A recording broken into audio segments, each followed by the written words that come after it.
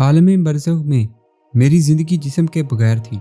इसमें मेरे एहसासात, जज्बात, तजर्बात और मुशाहदात की कैफियत वैसी ही थी जैसी ख्वाब में होती है, यानी गैर मादी मगर शऊर से भरपूर ज़िंदगी, जिसमें मुझे इन नेमतों का मुकम्मल एहसास रहता जो जन्नत में मुझे मिलने वाली थी।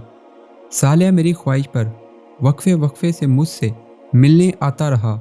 हर दफ़ा वो मुझे नित नई चीज़ों के बारे में बताता रहता और मेरे हर सवाल का जवाब देता। आहिस्ता आहिस्ता हमारी दोस्ती बढ़ती गई। फिर आखिरी मुलाकात में इसने मुझे बताया कि ज़िंदगी शुरू होने जा रही है और अब मैं इसके साथ मैदान हशर को तेज़ी के साथ अबूर करता हुआ अर्श की तरफ बढ़ रहा था। चलते चलते मैंने इर्द गिर्द देखा तो ताहद्दे नज़र एक हमवार मैदान नज़र आया। माहौल कुछ ऐसा हो रहा था जैसे फजर की नमाज के बाद और सूरज निकलने से कबल का होता है, यानी हल्का हल्का उजाला हर तरफ फैला हुआ था। उस वक्त इस मैदान में कम ही लोग नज़र आ रहे थे, मगर जो थे इन सब की मंजिल एक ही थी। मेरे दिल में सवाल पैदा हुआ कि इनमें से कोई नबी या रसूल भी है। मैंने सालिया को देखा। इसे मालूम था कि मैं क्या पूछ रहा हूँ। कहने लगा, वो सब के सब पहले ही उठ चुके हैं, हम इन्हीं के पास जा रहे हैं। क्या इनसे मुलाकात का मौका मिलेगा? मैंने बच्चों की तरह इश्तियाक से पूछा। वो चलते चलते रुका और धीरे से बोला, अब इन्हीं के साथ ज़िंदगी गुजारेंगे अब्दुल्ला। तुम अभी तक नहीं समझ पाए कि क्या हो रहा है। आजमाइश ख़त्म हो चुकी है, धोखा ख़त्म हो गया है।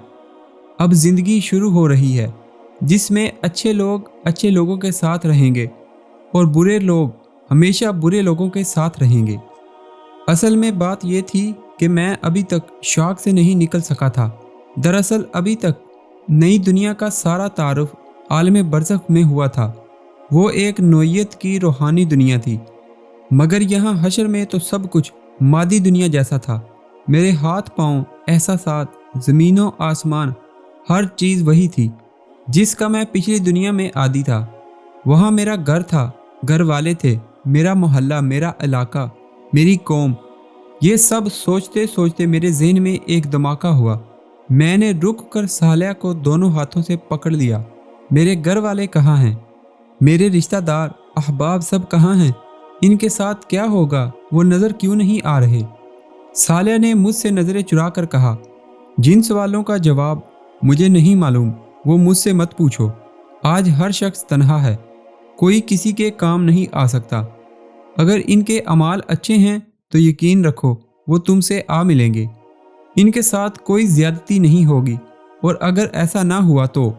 सालिया जुमला नामुकम्मल छोड़कर खामोश हो गया। इसकी बात सुनकर मेरा चेहरा भी बुझ गया।